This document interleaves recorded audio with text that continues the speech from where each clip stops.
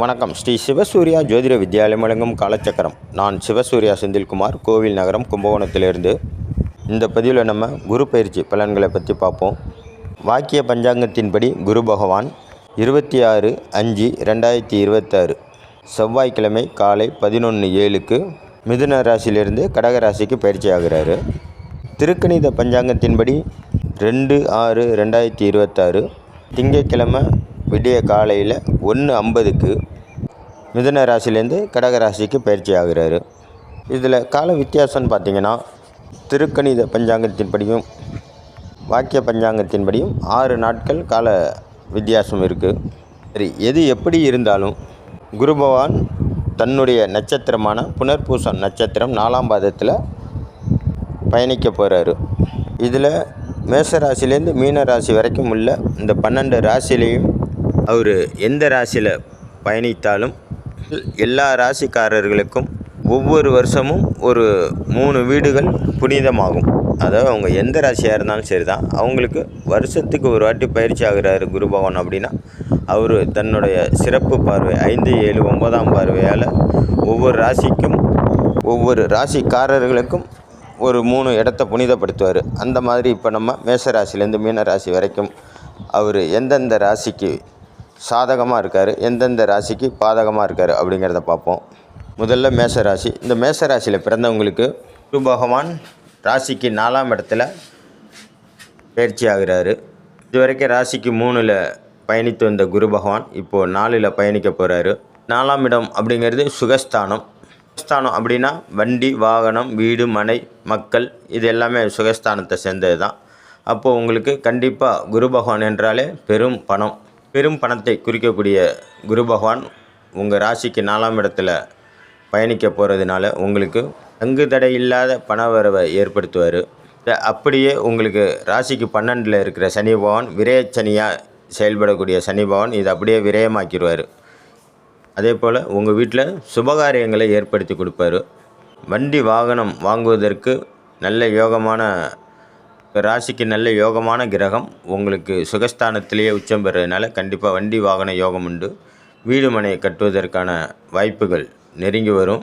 தாயார் உடல்நிலையில் கொஞ்சம் எச்சரிக்கை தேவை, இருந்தாலும் அதை சரி பண்ணக்கூடிய சக்தியை கொடுப்பார் குரு பகவான். கண்டிப்பாக இந்த வருஷத்து குரு பகவான் பயிற்சினால உங்களுக்கு நல்ல மாற்றமும் ஏற்றமும் உண்டு.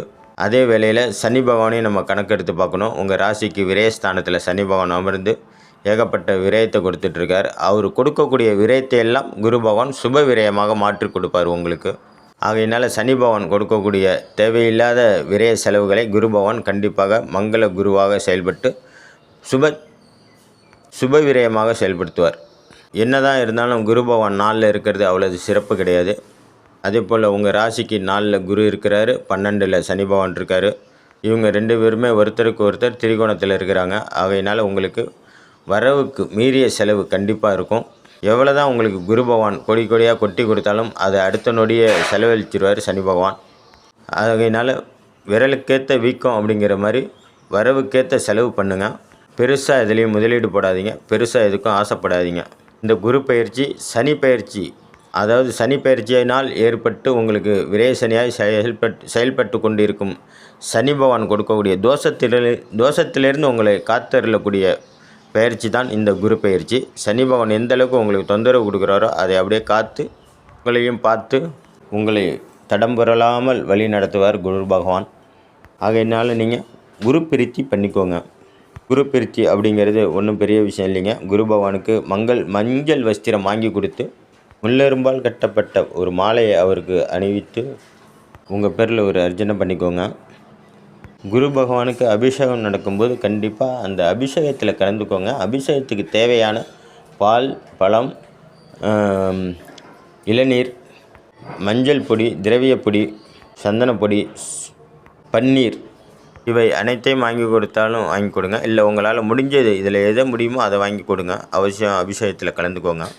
ஆக மொத்தம் இந்த குரு பயிற்சி சனி பயிற்சினால் வரும் தொந்தரவுலேருந்து உங்களை காத்து அருளக்கூடிய குரு பயிற்சி.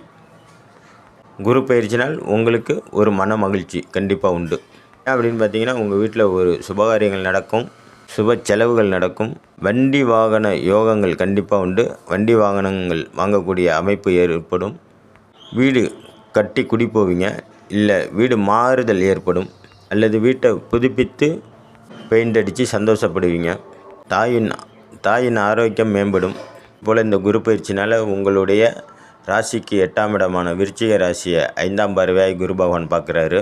உங்கள் ராசிக்கு 10ஆம் இடமான மகர ராசியை குரு பகவான் தன்னுடைய 7ஆம் பார்வையால் பார்க்குறாரு. உங்கள் ராசிக்கு 12ஆம் இடமான மீன ராசியை தன்னுடைய 9ஆம் பார்வையால் குரு பகவான் பார்த்து அந்த 12ஆம் இடத்தையும் புனிதப்படுத்துகிறார். 12ஆம் இடத்தில் அமர்ந்திருக்கக்கூடிய உங்கள் ராசிக்கு விரய சனியாக செயல்படும் சனி பகவானையும் அவர் தன்னோட 9ஆம் பார்வையால் பார்த்து சனி பகவானையும் திருத்துகிறார். அதாவது ரொம்ப தொந்தரவு கொடுக்காத மேசராசிக்காரங்களுக்கு அவங்களுக்கு கொடுக்கக்கூடிய இந்த விரய செலவை சுப செலவாக மாற்றி கொடு அப்படின்னு தன்னுடைய பார்வையால் கட்டளை இடுகிறார்.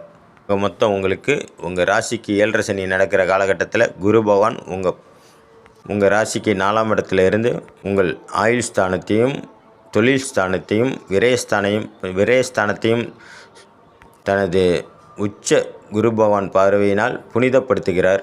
ஆக மொத்தம் குரு பயிற்சி உங்களுக்கு ஒரு மன மகிழ்ச்சி. இல்லை நீங்கள் முக்கியமாக புரிஞ்சிக்க வேண்டிய ஒரு விஷயம் என்னன்னு பார்த்தீங்கன்னா, 7.5 சனி நடக்கும் காலத்தில் குரு பகவான் உங்களுக்கு பக்கபலமாக இருக்கார் அப்படிங்கிறத நீங்கள் நினச்சிக்கணும்.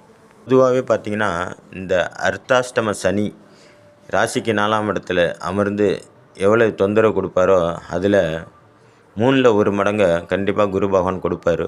அதனால் குரு பயிற்சி பண்ணிக்கோங்க. கண்டிப்பாக குரு பகவானின் 5, 7, 9ஆம் இடத்து பார்வைகள் உங்கள் ராசிக்கு 8, 10, 12ஆம் இடத்தில் பதிவதினால் அந்தந்த பாவகத்துக்கு தகுந்த பலன்களை நற்பலன்களாக நீங்கள் அனுபவிக்க முடியும். அதாவது 8ஆம் இடம் என்பது ஆயுள் ஸ்தானம், 10ஆம் இடம் என்பது தொழில் ஸ்தானம், 12ஆம் இடம் என்பது மோட்சஸ்தானம். உங்கள் ராசிக்கு 8ஆம் இடத்தை குரு பகவான் தனது 5ஆம் பார்வையில் பார்ப்பதினால் உங்கள் உடம்பில் ஏற்பட்ட பிரச்சனைகளுக்கு தீர்வு ஏற்படும். உடலில் ஆரோக்கியம் மேம்படும். அதே போல் தனது 7ஆம் பார்வையால் உங்களுடைய 10ஆம் இடத்தை பார்ப்பதினால் தொழில் வளர்ச்சி உண்டு, தொழிலில் மேன்மை உண்டு, தொழிலில் வெற்றி உண்டு, தொழிலில் லாபம் உண்டு. வேலைக்கு போகிறவங்களாக இருந்தால் ப்ரமோஷன் உண்டு, சம்பள உயர்வு உண்டு. வீட்டுக்கு தேவையான பொருட்களை புதிதாக வாங்குவதற்கு யோகங்கள் உண்டு. அதே போல் உங்களுடைய 12ஆம் இடத்தை குரு பகவான் தனது 9ஆம் பார்வையால் பார்ப்பதினால் அசுப விரயத்தை சுப விரயமாக மாற்றி கொடுப்பார் குரு பகவான். அதாவது உங்களுடைய 12ஆம் இடத்துல கர்மக்காரகன் அமர்ந்து கர்ம செலவை வைத்து கொண்டே இருப்பார். அந்த இடத்த குரு பகவான் தனது 9ஆம் பார்வையால் பார்ப்பதினால் அந்த செலவெல்லாம் தர்ம செலவாக மாறும். அதாவது விரய செலவெல்லாம் சுப செலவாக மாறும். ஆக மொத்தம் உங்களுடைய ராசிக்கு இந்த வருடத்தின் குரு பயிற்சி 100% வருமானம் என்றால் 100% செலவும் இருக்கும். எந்த அளவுக்கு உங்களுக்கு செலவு இருக்கோ அதே அளவுக்கு வருமானமும் இருக்கும்.